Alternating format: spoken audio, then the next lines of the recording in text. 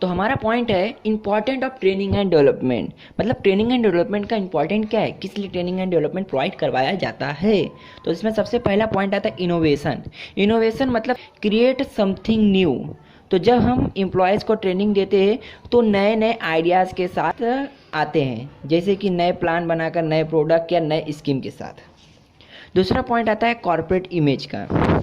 जब हम किसी को ट्रेनिंग प्रोवाइड करते हैं तो उससे उसका परफॉर्मेंस बढ़ता है, साथ ही साथ ऑर्गेनाइजेशन का भी परफॉर्मेंस बढ़ता है, जिससे कि उसका इमेज क्रिएट होता है स्टेक होल्डर के माइंड में, जिससे कि कॉर्पोरेट इमेज बनता है। तीसरा पॉइंट आता है इफ़िशियंसी। इफ़िशियंसी ये एक रेशो है रिटर्न एंड कॉस्ट का। जब बंदे को एम्प्लॉय को हम ट्रेनिंग देते हैं उससे उसकी परफॉर्मेंस बढ़ती है, जिससे कि वह कम कॉस्ट में ज़्यादा रिटर्न या ज़्यादा प्रोडक्टिविटी देता है कंपनी को, जिससे कि कंपनी की इफिशियंसी बढ़ती है, जैसे कि हायर सेल होता है, हायर प्रॉफिट होता है या हायर मार्केट शेयर बढ़ता है। अगला पॉइंट आता है टीम वर्क।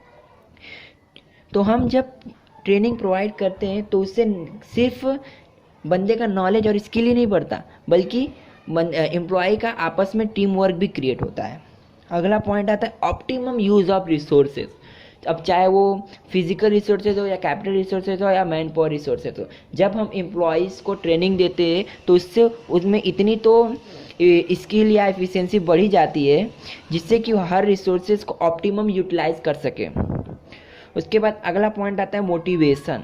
ट्रेनिंग से एम्प्लॉयज़ का परफॉर्मेंस बढ़ता है, जिससे कि ऑर्गेनाइजेशन को बेनिफिट होता है, और इसीलिए ऑर्गेनाइजेशन इसके बदले में एम्प्लॉय लोगों को मोटिवेट करती है, उन्हें इंसेंटिव्स प्रोवाइड करती है। तो इस तरह ट्रेनिंग से एम्प्लॉयज़ को मोटिवेशन दिया जाता है। अगला पॉइंट आता है कॉम्पिटिटिव एडवांटेज। मतलब हम इजीली कंपटीशन कैसे फेस कर रहे हैं, किसके कारण, ट्रेनिंग के कारण। जब हम ट्रेनिंग एम्प्लॉयज़ को देते हैं तो उससे वो ऐसे प्रोडक्ट बनाते हैं जिनकी क्वालिटी हाई रहती है लेकिन कॉस्ट कम पड़ता है, तो जिससे कि हम इजीली कंपटीशन फेस कर सकते हैं।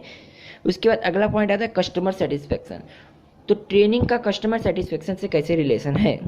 जब हम ट्रेनिंग प्रोवाइड करेंगे तो बंदे हायर क्वालिटी के प्रोडक्ट कम दाम में बना के आपको देंगे, जिससे कि ऑर्गेनाइजेशन कस्टमर को सर्व कर सकता है, जिससे कस्टमर भी सेटिस्फाई होगा। फिर अगला पॉइंट आता है बेनिफिट टू एम्प्लॉयज़।